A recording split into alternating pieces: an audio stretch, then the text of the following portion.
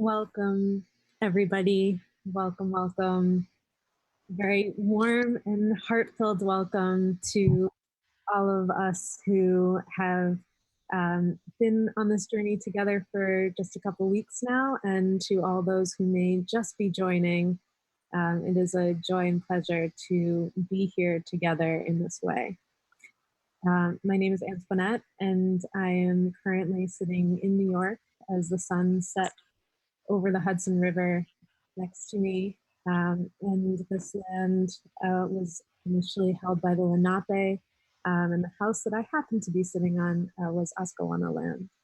So I send a warm welcome to all the places that you may be in or on or tending, whether it is evening or morning or whatever time of the day. We welcome you here. So much of this Gaia journey has been shaped by both the unprecedented times that we've been facing and by a global community that has been created and tended, cultivated by the Presencing Institute. And it's a place where I have met some of the heart community that I feel is holding what is wanting to be born in our world now. And two of those people, who are what I call heart siblings, Katie and John, have been inspiring so much in their part of the world that we all can take lessons from and learn from together. So I turn it over to them to also welcome us all here today. Katie and John.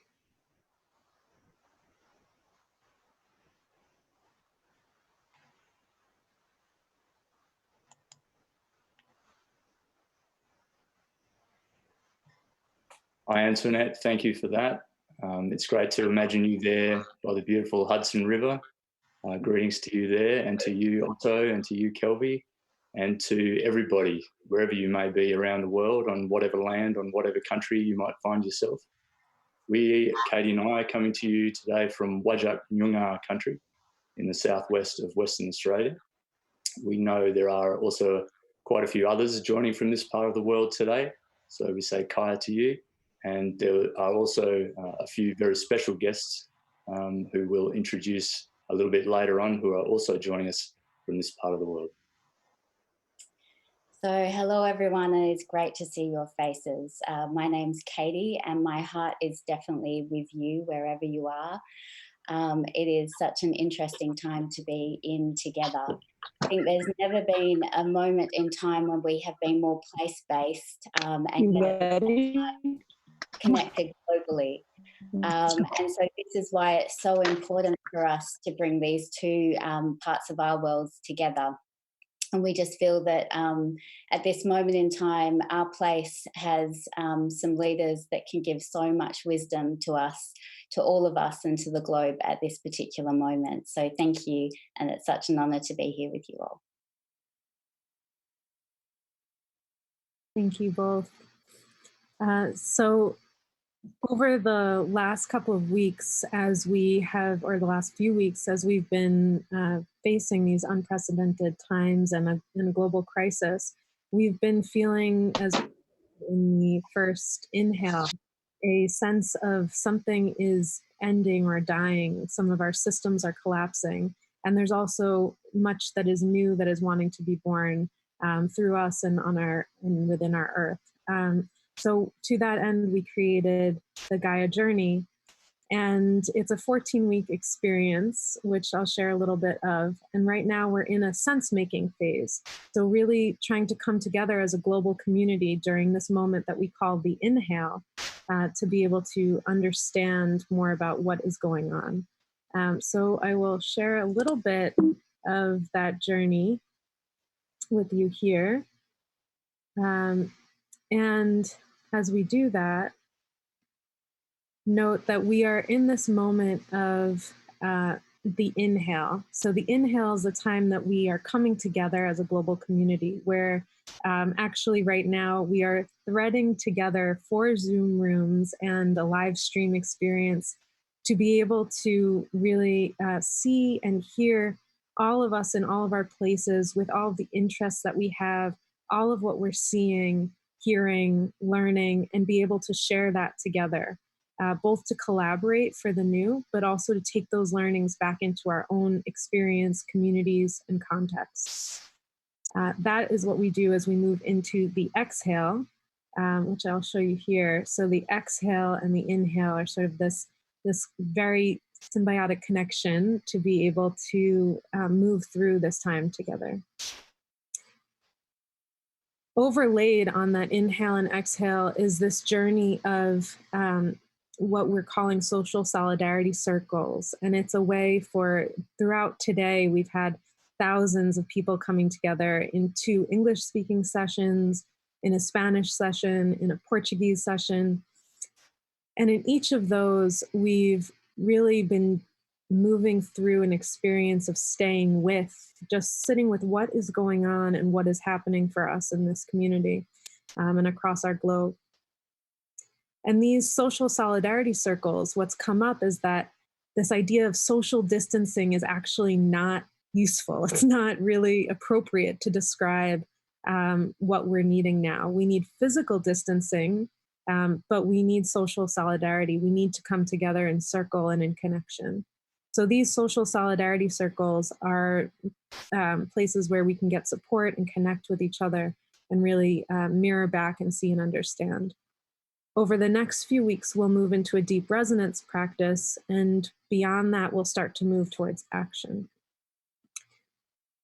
What's really important to see here is that right now we're in that deep listening and dialogue space. We'll move into the deep resonance with other tools, and then we'll move into action with vertical prototyping. There's often a kind of desire to just jump into action, but the reality is that if we can slow down and pause, which Otto will talk more about what we do in this moment, if we can actually slow down and be with or stay with what's happening, we'll be much more poised to act from the sensing of the emerging future. So we've been doing some survey data collection to really help support our sense making with actual data. And what we've found across the few thousand that have been surveyed is that our community, we're holding great contradiction. We're holding that in ourselves. As you can see, the kind of sad joy, there's both this sense of grief and sadness for what's happening, but there's also a sense of hope and a sense of joy in finding connection amongst ourselves and each other in new ways, and also seeing a sense of possibility. So we're seeing that in our current context, where we're seeing all is connected, a lot is broken, both of these contradictions. And we're also seeing the impossible is now possible. Who would have thought that everything would stop in the way that it has, or so many things have? We know that many keep going, and that was raised throughout our day today as well. And finally, our current impulse, we have 2, again, in this holding contradictions, that there's a time for stillness and deep listening, and we're feeling that deeply. And we're also feeling that change is urgently needed and we want to take action. So together we sit with these contradictions and hold this space of staying with. And for further framing, I will pass it over to Otto.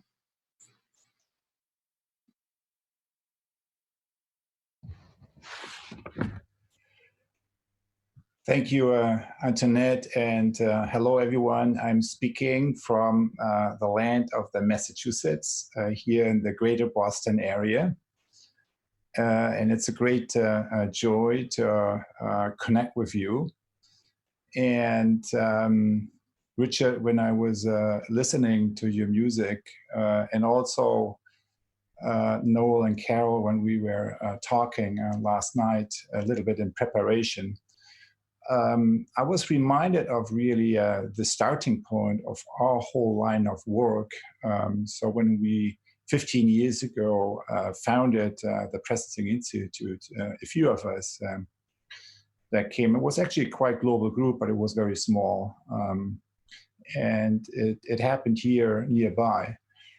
And at the outset, it was a really simple idea that brought us together back then, which is that we wanted to address the big challenges that we face as a global community, the ecological, the social, and the spiritual divides that keep widening and deepening. We wanted to address them with a new approach, with a new method that we wanted to build together or to be in service of, and that would be composed of three different elements, which is science, which is consciousness, and which is profound social change. And with these three building blocks, of course, we associate three traditions and lines of work that up to that point really have been largely separate from each other, which is in terms of profound social change, kind of we have the global civil society movement connected with the names of Dr. Martin Luther King, Nelson Mandela, and Gandhi, and other leaders that have been, and millions really of other initiatives that are shaping kind of our the situation on our planet right now. And then in terms of the science part, kind of our connection point really was the organizational learning and action science movement around that, you know, really brought me to MIT here in Boston, and that is connected with the names Peter Senge and Ed Schein, Kurt Lewin, and others kind of in that tradition. And then the third tradition, the tradition of consciousness, of course, very much related to all the different wisdom traditions across the planet, including the indigenous wisdom. And so that's why we are really, it's such a special moment, and we are really so blessed. After earlier today, we had Vandana Shiva kind of being part of us, that you now will bless us with your presence and with your contribution to our beginning Gaia journey, which is still at the very beginning. And what I thought, so I want to express my gratitude for that. And what I thought I could share a little bit is 2 or 3 images. And so this one here is a graphical representation of what has happened earlier here. The sessions that Antoinette, the first 2 sessions, the first 2 English-speaking sessions that Antoinette was referencing. And so when you just allow that image to sink in a little moment, so when you, for example, look here at the top area, you remember Antoinette mentioning holding contradictions. That's kind of what we saw in the research into our community. Many of us are, you know, are experiencing that sadness and joy.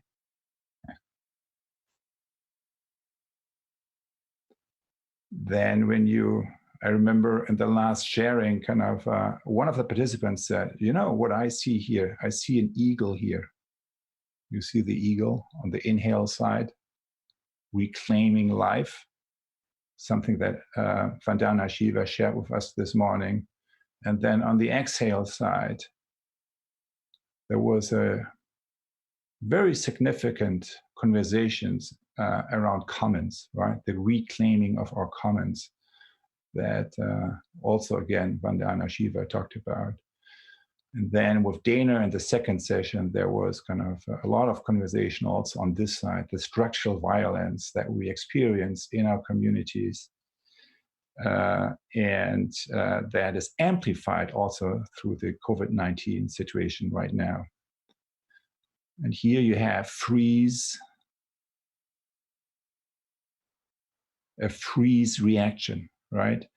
So that was kind of my opening framing, that, you know, when we face disruption, there is a choice that we have.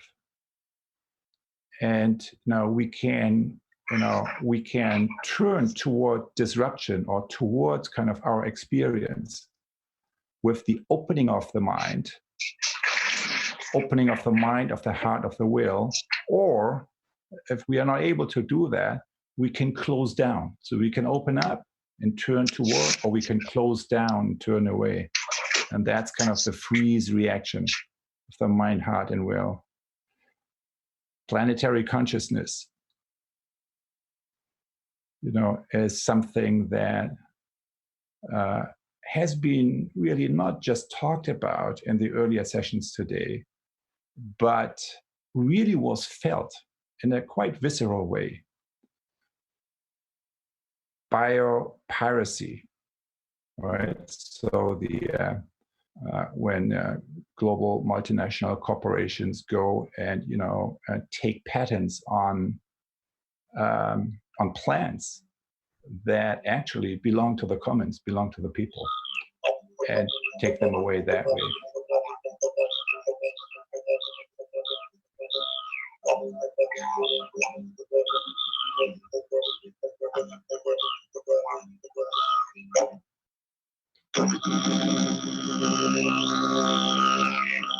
So the last one I want to draw your attention to is this line here. And that was a story. That's kind of the connection from heart to heart. That was the story that was a story that Dana shared with us, where a transformation in a community happened through a heart-to-heart connection.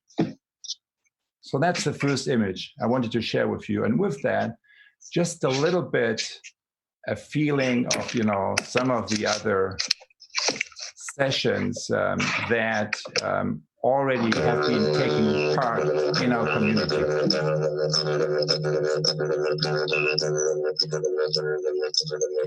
The second image I want to share with you is the iceberg.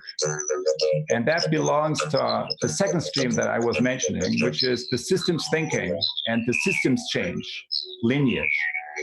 And you have seen this kind of model many times, that on a systems level, we all face a situation today where collectively we create results that nobody wants. What are the results? Environmental destruction, deep levels of inequality, and deep levels of violence also against our mind. In fact, one of the terms that Vandana Shiva was mentioning today is that the most recent form of colonization is the colonization of the mind. It's the data mind. And so on a surface level, when you look here at the top of the iceberg, you can really say, and that's true for most of the systems today, we collectively create results that nobody wants. In order to address these, we in any kind of change tradition, in any kind of leadership tradition, need to go beyond reacting against the symptoms.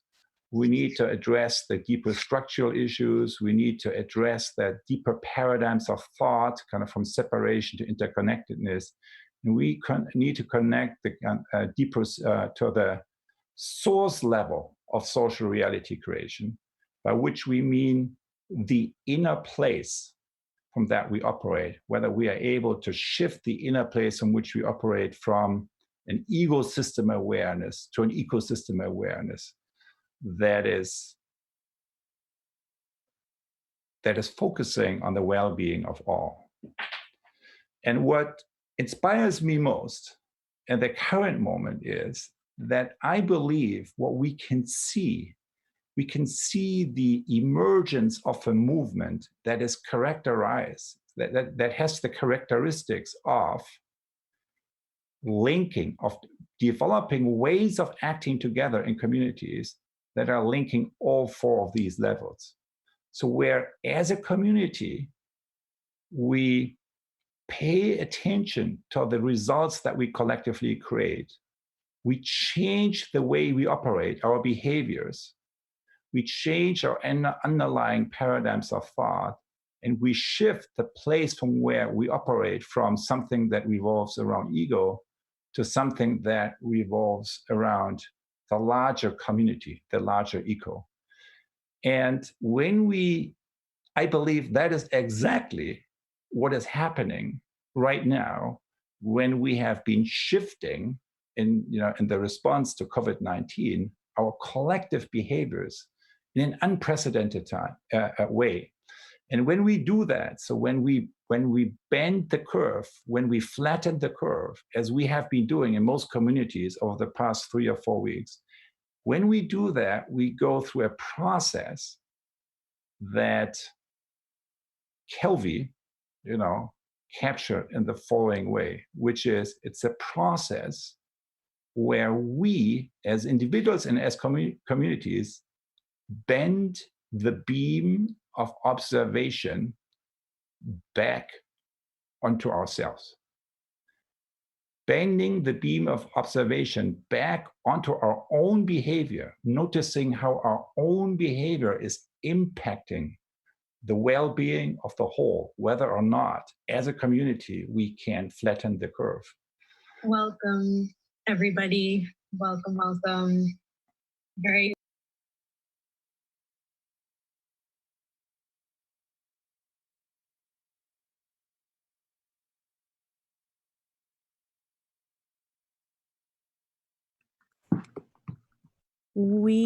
Otto, we believe that there may be something behind your screen that may be you may be playing something in the background because no one else is off mute. It might be the YouTube live stream. If there's a browser open, you could close it. And to all, we are welcoming disruption. So thank you for bearing with us. It's not without irony that it's self-generated disruption, kind of from my own YouTube channel here, where this disruption came from. So what I was saying is that the source of inspiration that I am seeing today in our current situation is that we see the small beginnings of an integration of all 4 of these levels. And the integration has to do with paying attention collectively to the outcomes that we create and noticing the impact that our own actions, that our own behaviors, and that our own patterns of thought have on the well-being of the whole. And when we go through that procedure, we go through a process of bending the beam of our own attention back onto ourselves, both as an individual, but also on the level of the community and on the level of ecosystems. And I think that is one of the most interesting things going on in the world today. We see elements of that in our capacity as a species to change our patterns of behavior, to flatten the curve, to change patterns of behavior, how we connect with each other within a matter of weeks. And it teaches us that in the moment we are able to put our collective attention on one issue, on the real challenges that we face, that there is nothing we couldn't do.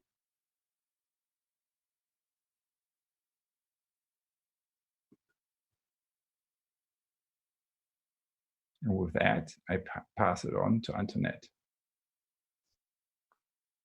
Thank you, Otto, and thank you all for staying with because that's what we are doing in times of any disruption, whether self-generated or otherwise. And thank you, Otto, for sharing our superpower of being able to flatten the curve and being able to bend the beam back onto ourselves and to shift our patterns, to have awareness. So to do that, I'll just invite us to recollect ourselves with a mindful breath. So if you can find a comfortable seat and maybe get both feet flat on the ground and just feel yourself rooted to the earth in this moment, wherever you are. You can close your eyes or lower your gaze. And as you feel yourself rooted down to earth, feeling that energy connecting to the heart, and with each inhale and exhale, connecting to root, connecting to heart, and then connecting to sky and the expanse of what is above us. And sending out from the heart a bit of healing energy for our planet, for people, and for ourselves.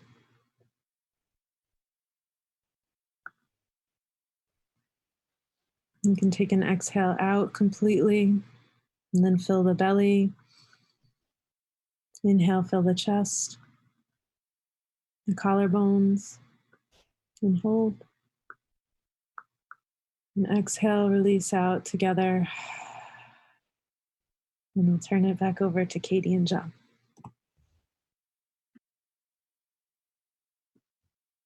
Me? Great. So thank you so much for that. And thank you, Otto, for your words.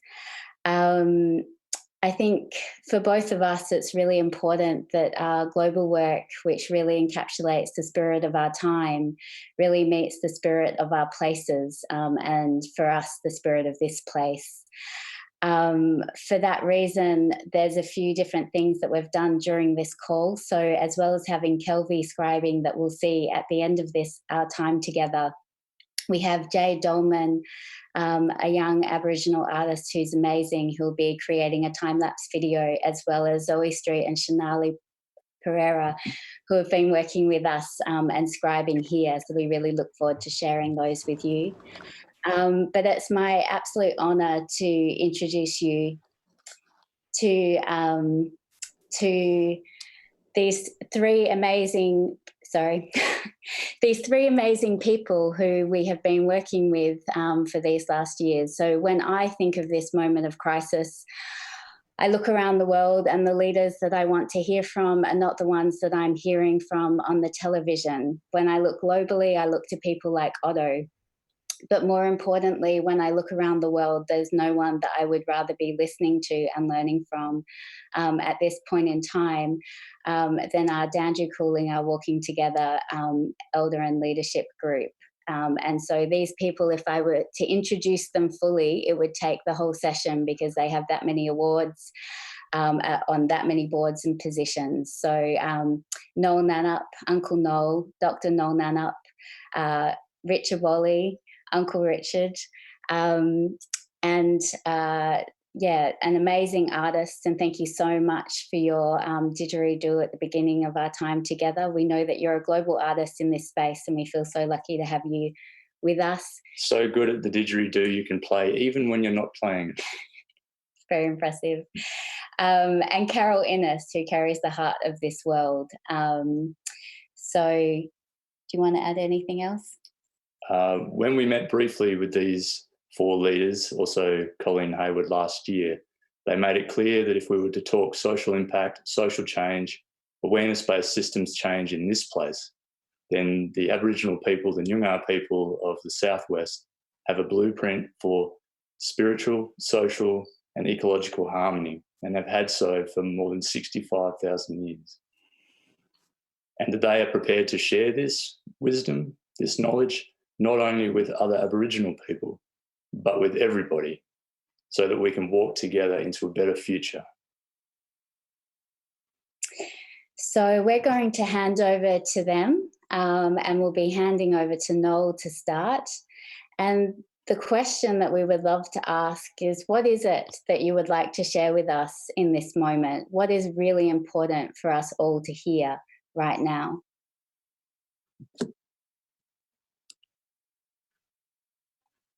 Okay. I did miss a little bit of that intro through some little fault there somewhere, but I think I can gather most of it. And intuitively, I would say that what an honour to meet all of you and see you actually in person, first and foremost. But for us in this part of the world, and I only get to speak first because I'm the oldest of the four of us, and that's our correct protocol is an eldership that was thrust to bring you up to speed with the understanding and the depth of our understanding of interconnectedness.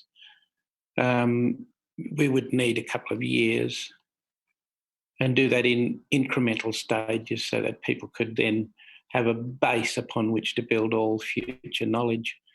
So given that, we firmly believe, and our worldview is that everything is connected. And of course, the bulk of the concentration of that in our lifetime, given that we might live for 90 years,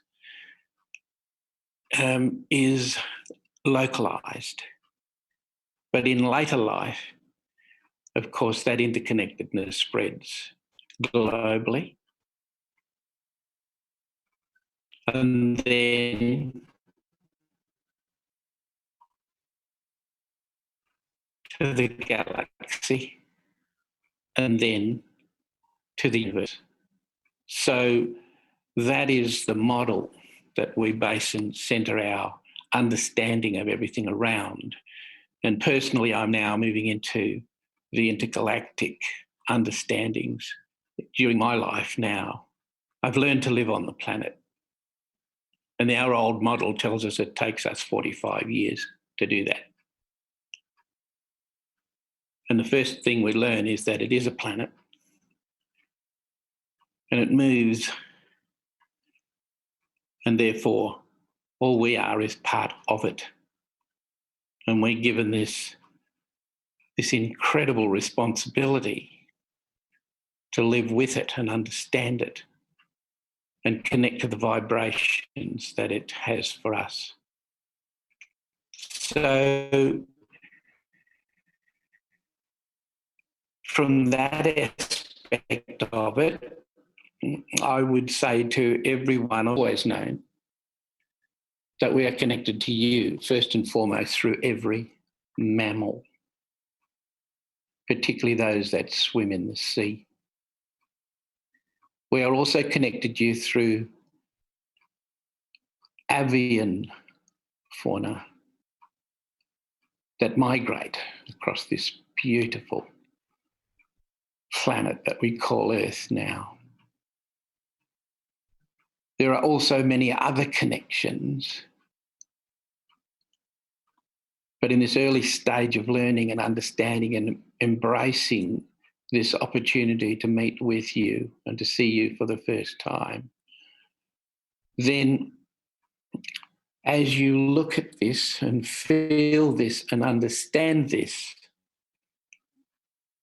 then we have much to share. And our time has come. It has been presented to us right now, where people will start to think of each other on a deeper level with a greater understanding.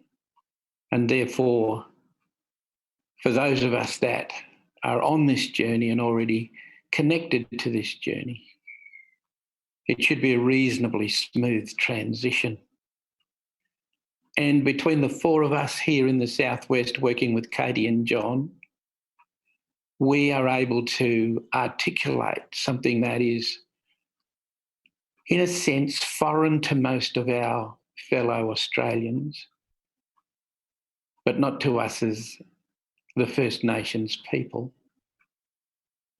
because it's in our bones.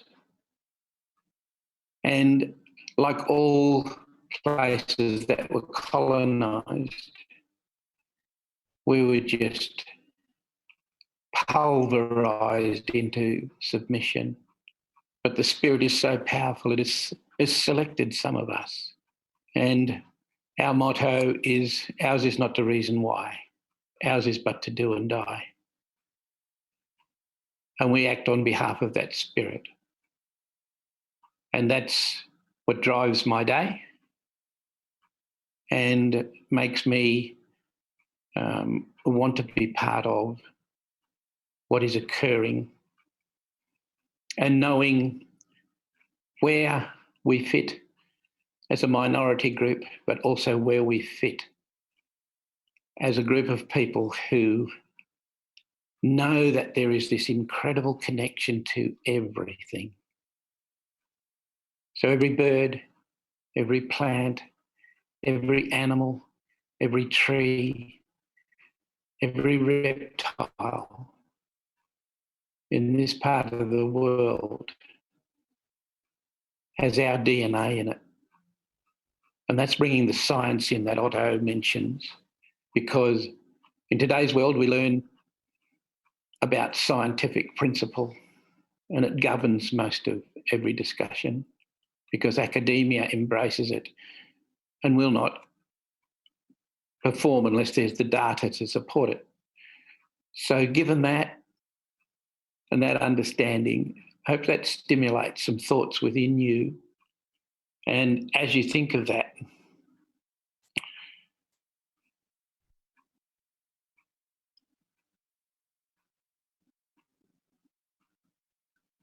I think the greatest insights can come through reflection.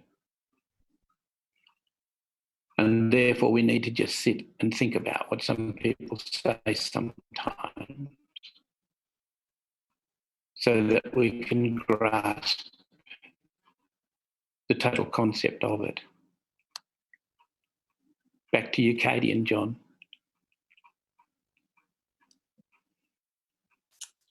We're going to pass over to Richard. Thank you so much, Noel.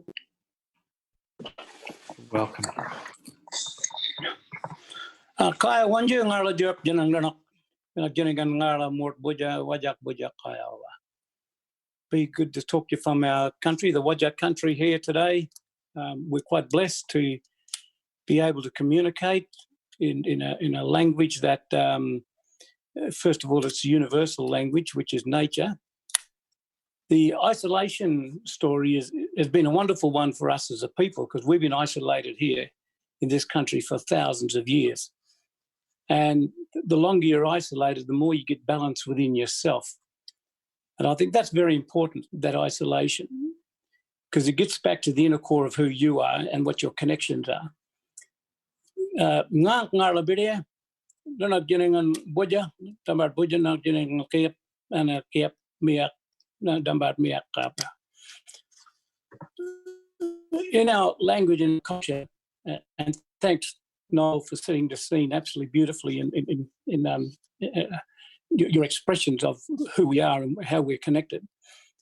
But in our culture, even though we've been isolated, we've been connected. So that opposites, as we spoke about, is been much alive in our culture.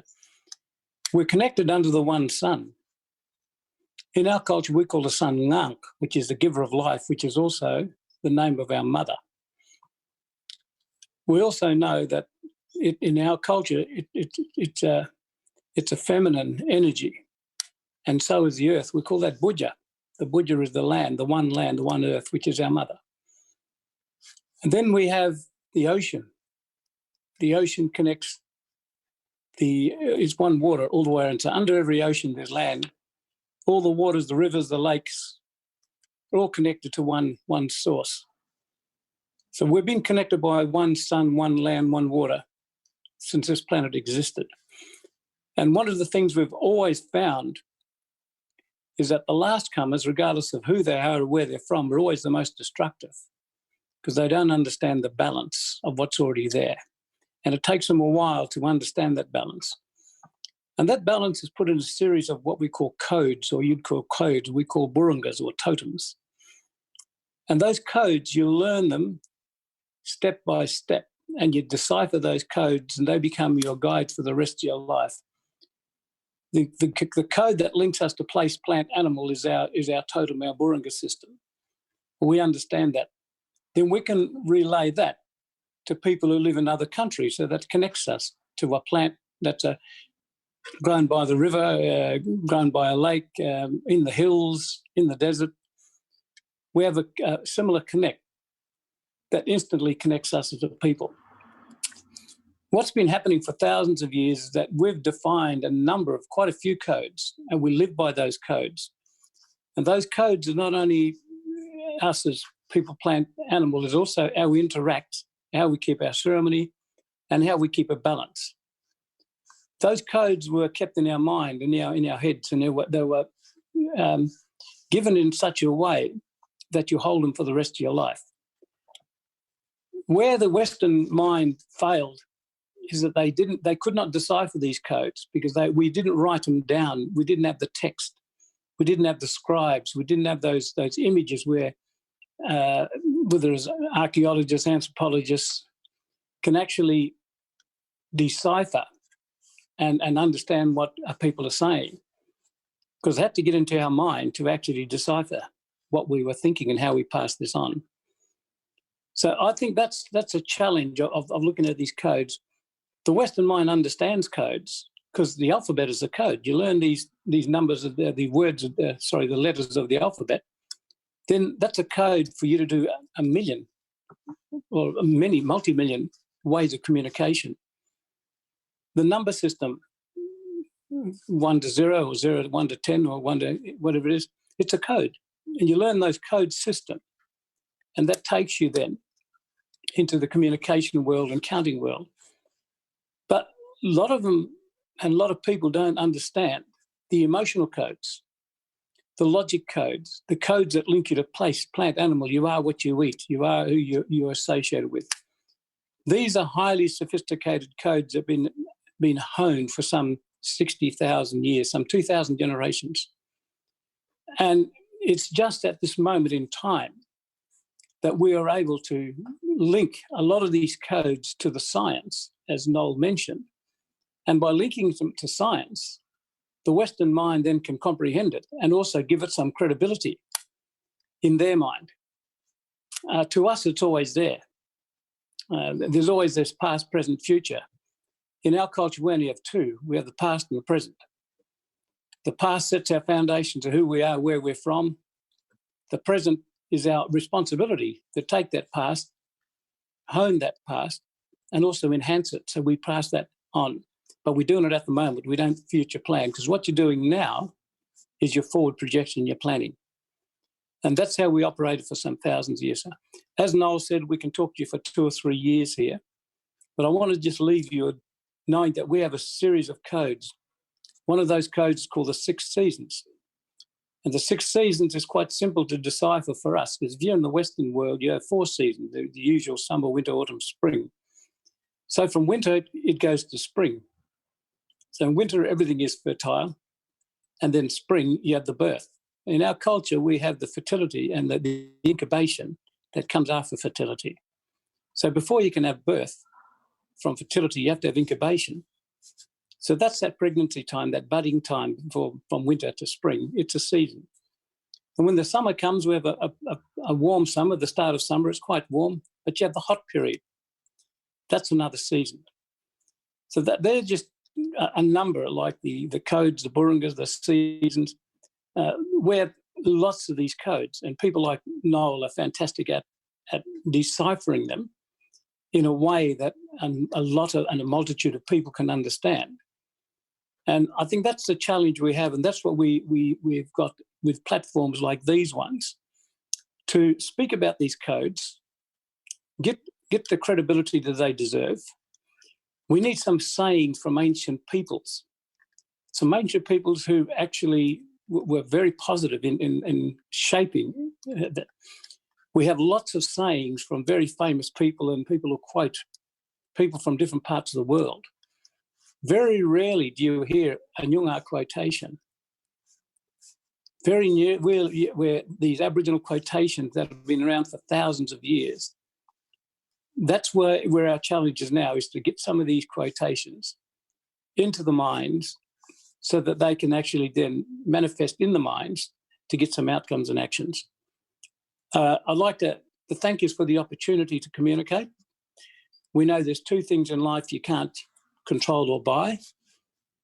One of them is the emotions that is owned by the individuals and that is stimulated by other individuals. And the other one is time. So thank you for emotion. Thank you for your time. I'll hand it back to Katie and John. Mama Janang, may the good spirit keep you safe. Nyungar Babanyin, we're Bridia. Thank you, Uncle Richard, Dr. Richard Walley. We'd like to now pass it over to Carol Ennis. Thank you, John. Thank you, Richard and Noel, and hello, everyone, and welcome to my home. Welcome to a part of my heart. It seems really different sitting in our own homes and connecting to the world.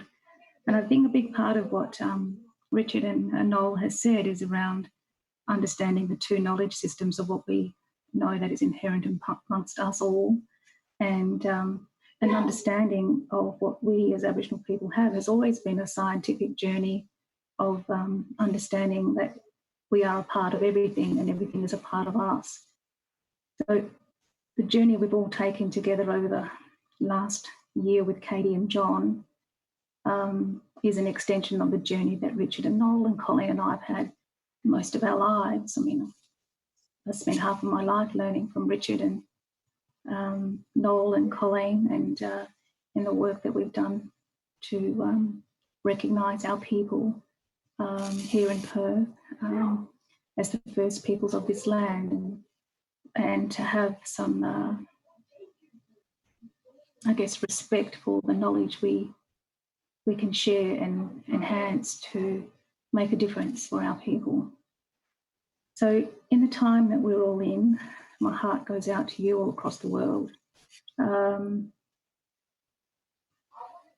We think about the statistics, we think about the breakdown on who affects by this the most, and our community is a high risk target area, not just in Perth and Nyungar country, but across Australia. And the statistics coming out of New York with the Hispanic and the Afro-American people. So people think about those negative statistics. I think what Otto was talking about earlier around the numbers. We think about the numbers all the time, and Richard connects to that. But it's not numbers, it's humanity, it's us as people. And I think that this whole challenge is around the sciences of the world and how our people have been protected or unprotected by the sciences of the world. When he talked about, you know, the patents and the bush medicines that our people still use, and the patents that take that away from us as part of our ongoing healing and care and protection and the well-being of our people. So, and I love what Brother said, Richard, around the isolation. We have been in isolation in a country that has prospered, and our people have never hit that, even the standard living standards in our own country. But I think one of the things that's is never talked about is our cultural strength of who we are, and understanding against adversity of all what happened to us through colonisation, that we can still say we are Nyungar, we belong to this land and this land belongs to us and all of us. And I think that's what we need to think about is think about the first peoples of the land in which we're all placed, and Katie talked about the place-based moment we're all in. We need to recognise that, because foreign infrastructure, ways of doing things has changed the natural flow of who we are on our land. And we're still trying to jump up and be noticed to say, you know, don't dam our rivers and let our rivers flow, and don't change the direction of our tributaries, and don't close in our swamps. But progress takes all of that. But what they're forgetting about is the connection of everything, what Noel talks about, and it changes our wildlife, it changes our community, it changes everything. And I think for me, in this isolation, when you think about, we always say Perth is the most isolated city in the world, and it's even more so now with our borders closed from the rest of the country. But for me, it's not doom and gloom, because we're home and this is our place, and we can fix our place by listening to each other, connecting with each other, using telephone. In all of this process, in the last 4 weeks that I've been home with my grandchildren, I have missed the human touch of friends and colleagues, where you were only seeing them on a flat screen. We need to listen to each other a lot more and learn from those who want to share. I think a big part of the global change is around the need and greed of the multinationals, who should really be thinking about caring for Mother Earth, because we don't see our land as just the land in which we're all based. We see it where all of you are as well, because we only have one world, one Earth, and we are one people.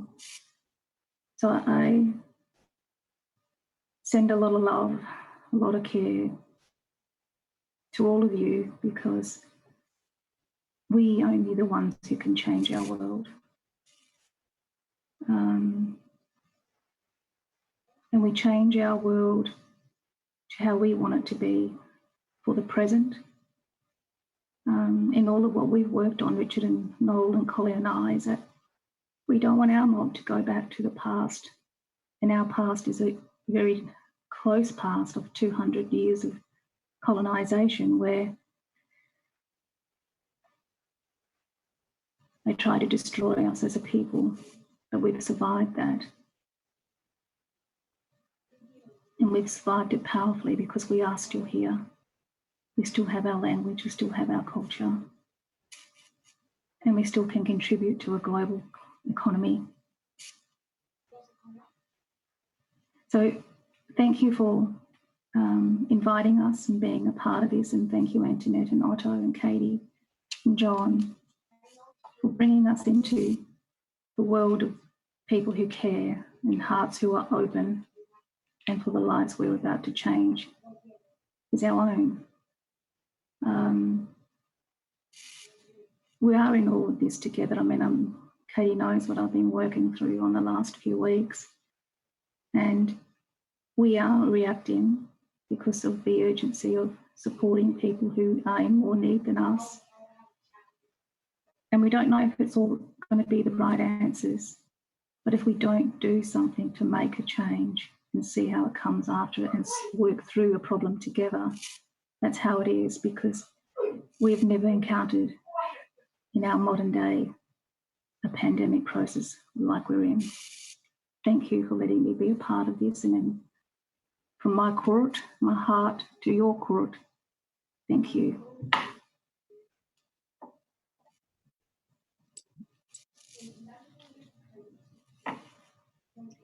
Thank you so much, Carol. My court feels it, my heart feels it. Thank you to all of you for sharing.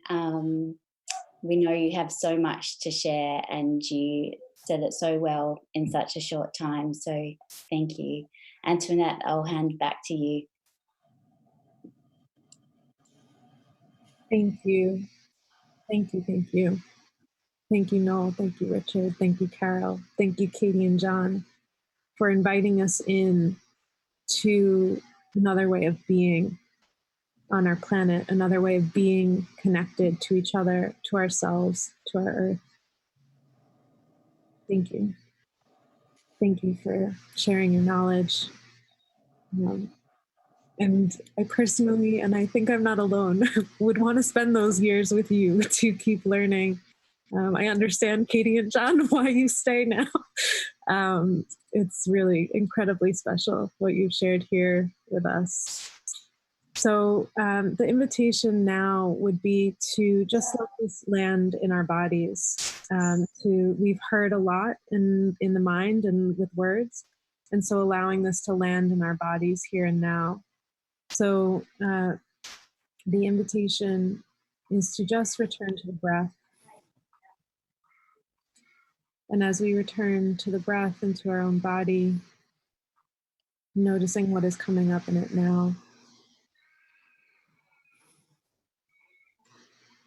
Noticing what is here for you. Perhaps what type of connection your own isolation has given you after hearing from the wisdom of those who have been isolated for quite some time.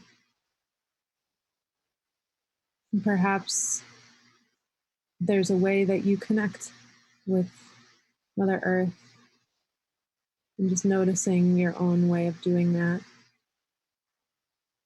And also in hearing this wisdom, connecting to the voices and wisdom of your own ancestors who may be holding your back, who, as a dear friend and teacher, Arowana Hayashi, mentions, our ancestors have weathered many storms. And what wisdom do they have for us? So we have two musical guests with us, and I'm not sure, Richard, if you want to play some didgeridoo for us again. If you do, I'll open it up to you now. Wonderful.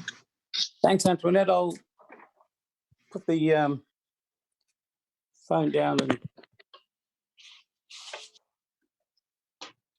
I'll do a nice little chant and play some music for you.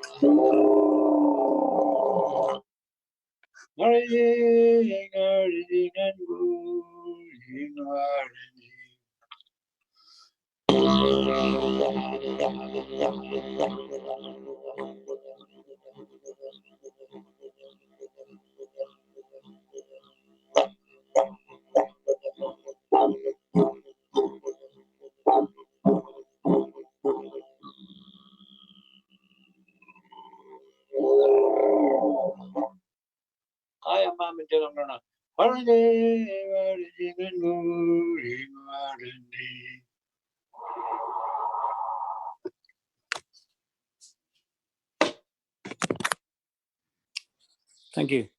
Thank you, Richard. Thank you so much. And in the bridging of our worlds and our oceans and coasts and lands, I'll invite Tony to also share a passing on of the vibration through your music.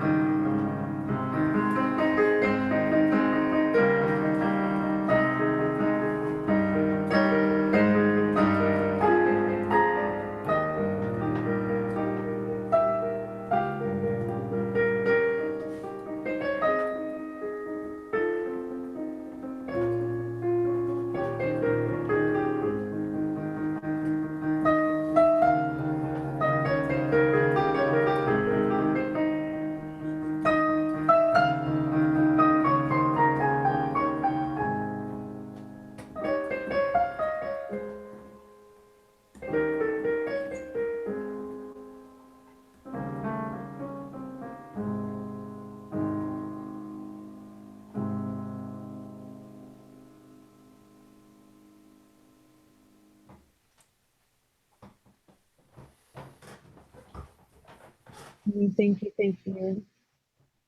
And thank you for sharing that vibration across our planet. And I'm just reminded of Noel's words of the vibration that the earth has for us and how that moves through us with music. So thank you for sharing that.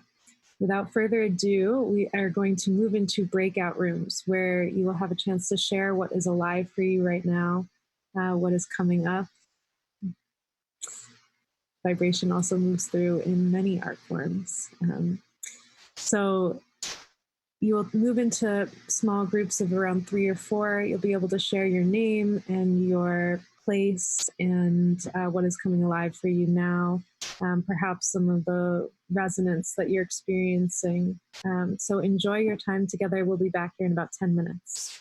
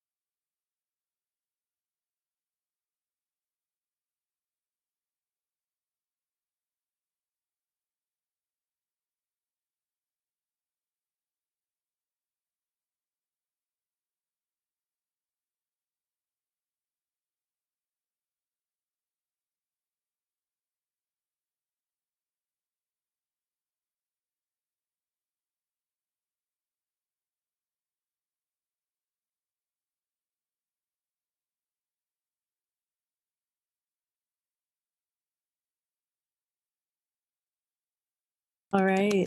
Welcome back, everybody. I hope that you had a wonderful time connecting in your breakouts, and we'd love to hear any insights that may have come up for you. So the way that we'll do that is you can type directly into the chat and share any insights or thoughts, anything that came up or that you want to share from your breakout in the chat box. And you can also use the participants button if you'd like to share audio, visual, if you'd like to share with us across all of our Zoom rooms, we're able to do that. So we have 4 Zoom rooms in the live stream. You'll be able to be seen and heard by all. You can press the participants button and then use the raise hand function. So it's a little blue raise hand, virtual hand, and we will bring you into the whole group. So in the chat and blue virtual hand if you'd like to share before we close out with a few more things.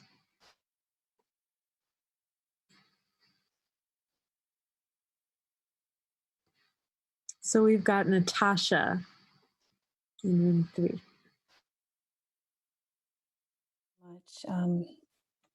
I just wanted to share that I feel deeply, deeply moved and touched, and what came up in our group conversation with Martina from Germany and Laura from Uruguay was just this reminder that it's just the present moment, that in the present moment is what we can tune into and listen into what is arising, and that reminder comes from the ancient traditions from many cultures. And it's just, it's such a beautiful concept just to come back to that presence and to your heart. And we just felt a lot of resonance and heartfelt, grounded connection to each other and to this group and to the work that we're all doing. So thank you so much. Thank you so much, Natasha. We'll go to Carrie Caldwell next. Hi, everyone. We were talking in our group around how important it is to really listen and what we hear when we do. And for me, hearing about the 6 seasons was so exciting. And I've really been interested in how we can learn from childbirth about how we innovate, and to hear about the season between winter and spring of gestation and allowing something to become ready and ripe. Just in that simple shift, how much possibility is inside of that.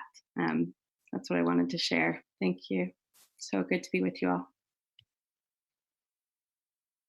Thank you so much, Carrie. And I'm also getting a great deal from what's coming up in the chat messages. And if you're in the live stream, in the comment section, the really beautiful conversation that has been sparked here. Lots of good questions coming through. And Katie was the one who shared with me that we grow in the direction of the questions that we ask.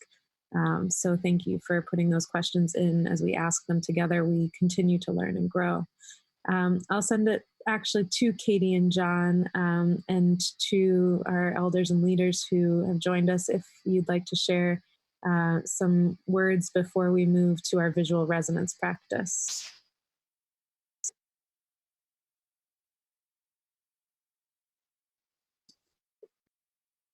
We would love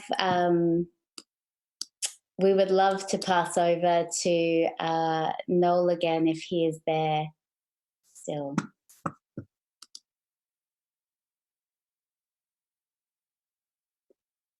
Zoom can be such a big place. Here we go. We're finding you.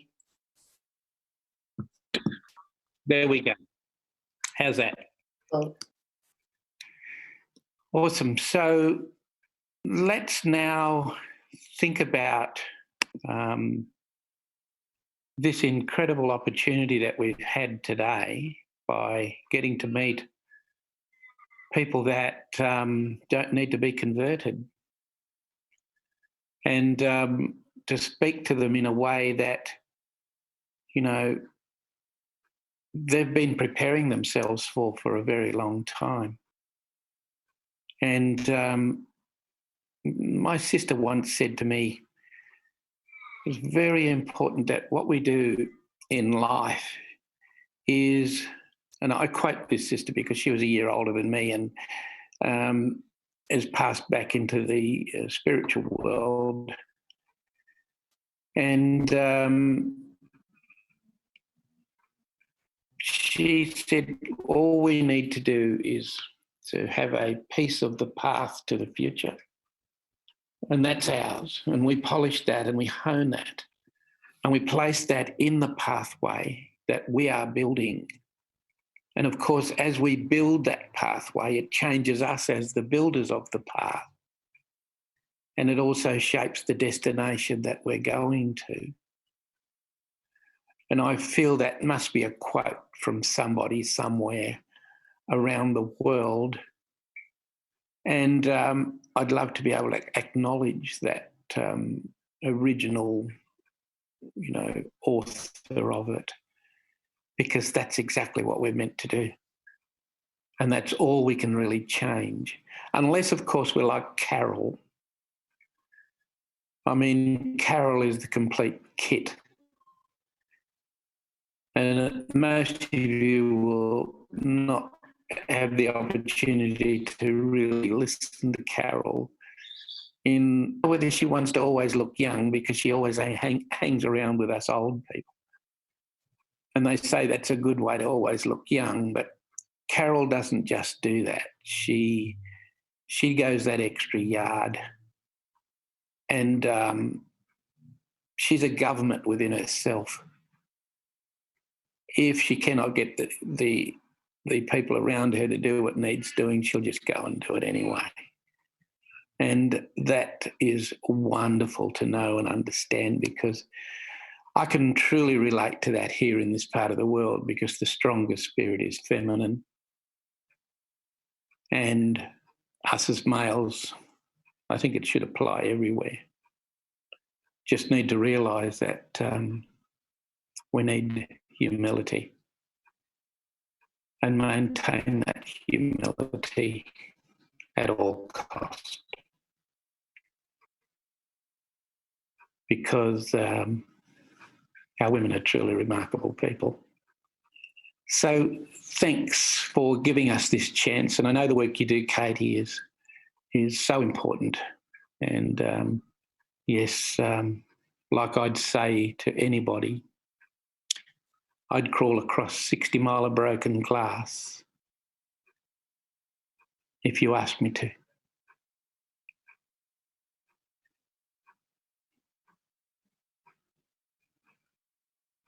So everyone, please remember that there's this deeper understanding coming from this beautiful place that we call Australia today. And if you can't learn about me and my people, you make sure you learn about Australia. Because when you learn about the land, you also learn about its people. We are inextricably linked to every facet of it. So take care. Have a great evening, wherever you might be, or morning, day. And thank you for allowing me to be part of it for these few fleeting moments. Thanks, Katie and John. Beautiful. Thank you for those closing words. And yeah, it's just been such a special moment to bring this global and place-based work that is so important, and such a gift to be able to connect what I think some of our global wisest leaders into this space. So Antoinette and Otto, we will hand back to you.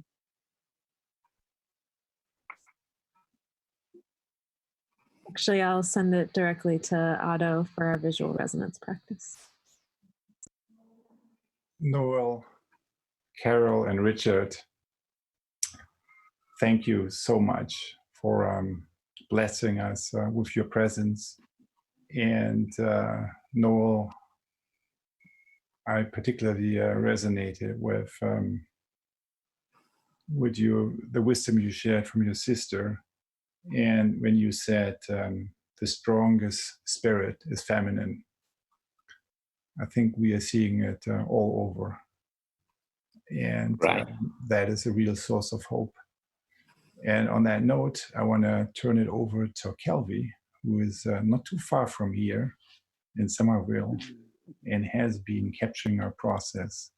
Kelvy, what was that like for you, and what are we looking at here? Well, there's an interesting mix in scribing for these wonderful elders and leaders who I've had the fortune to scribe for before, of trying to embody both spirit and the tangible at once. And I found like the holding of the contradiction between, earlier in the day, we were talking about the sadness and the joy. And I found the contradiction now was between between the spirit and the material.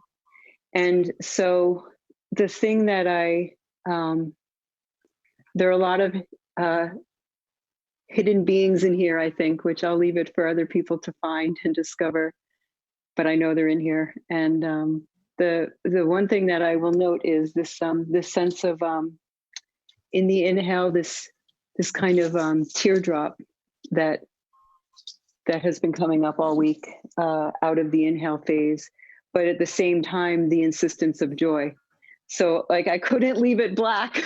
Anyone who was watching, the gold just kept coming in. So there's this insistence of joy. And I think Carol spoke to that when you speak about like the role of love, and like certainly with the birthing, that was also mentioned. So I'll leave it at that, but I encourage you to find the hidden angels from our conversation.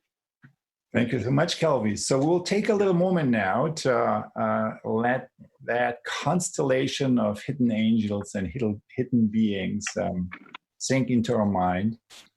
And we'll just kind of absorb that through the first step of individual seeing. And then the second step, in about a half a minute or so, we'll be sharing a little bit of our own resonance by using the sentence structure, I see, I sense, or I feel, and putting these sentences in the chat. So let's begin with step one, individual seeing. Just allow that constellation of hidden beings sink into our mind and into our heart.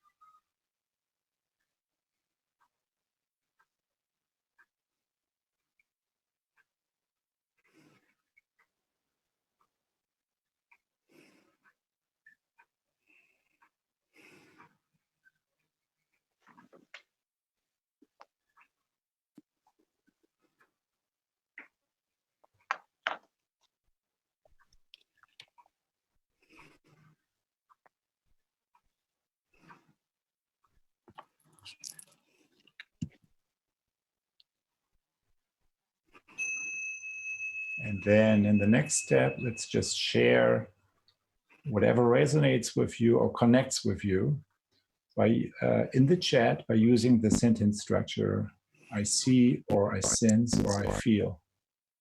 And then in a little while, in a minute or a couple of minutes, we'll be reading out some of those back to you. So just share your own sentence through the chat. I see, or I sense, or I feel.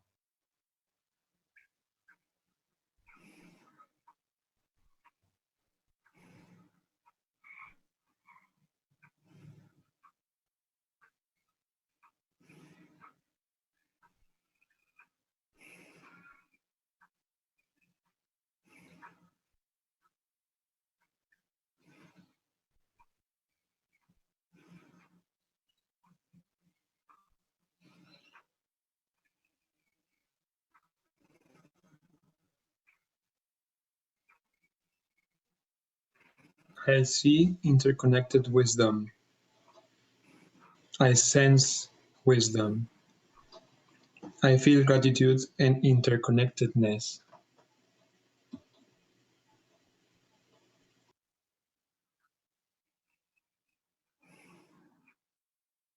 I sense care. I see a river flow connected to land. I see feminine, birth, silence.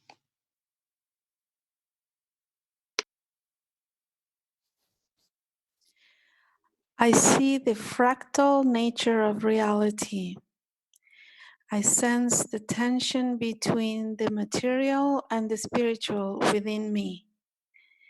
I see feminine creation.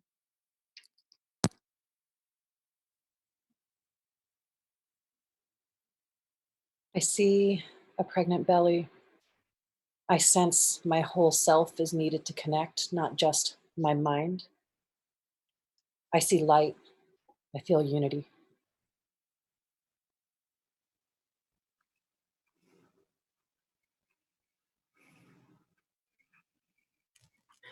I see gold arising from the dark.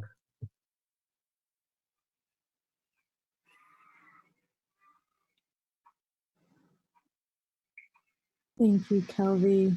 Thank you all. Thank you, Noel and Richard and Carol, and Katie and John, and all of us and all of you who have been with us this evening, this morning, wherever you may be. There is so much richness in this. And as we have heard, we could spend hours, years together uncovering this.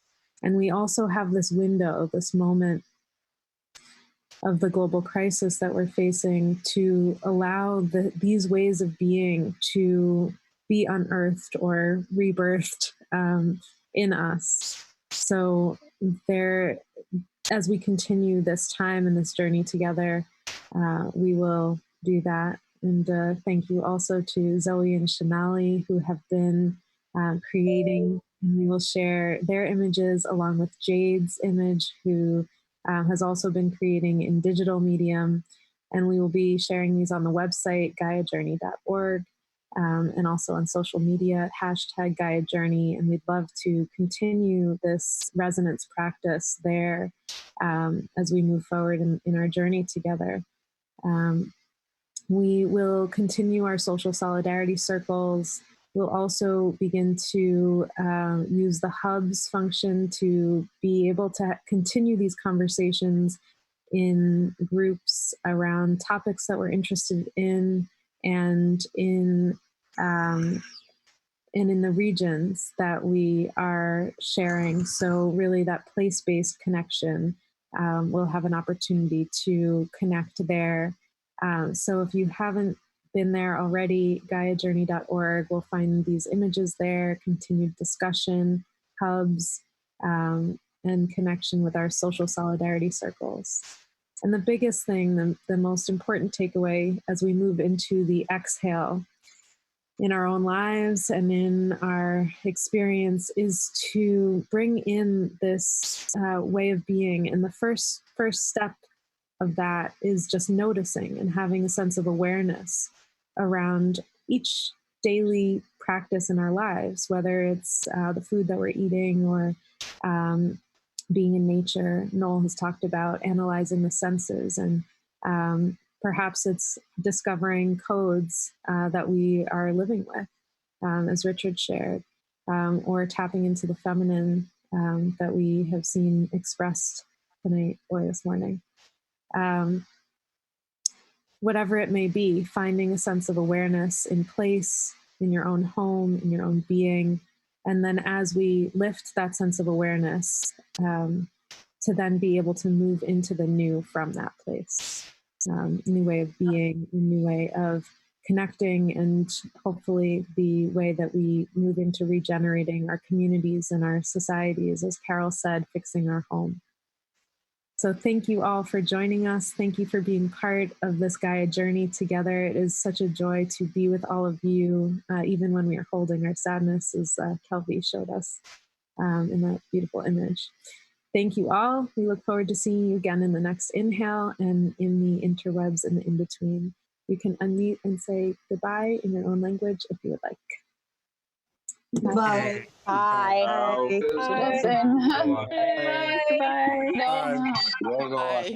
Thank you so much. Thank you. Thank you. Ciao, ciao. Ciao, ciao. Bye. Ciao. Bye bye. 再见. Bye bye. 再见. Goodbye. Bye. Bye bye. 再见. Mm-hmm.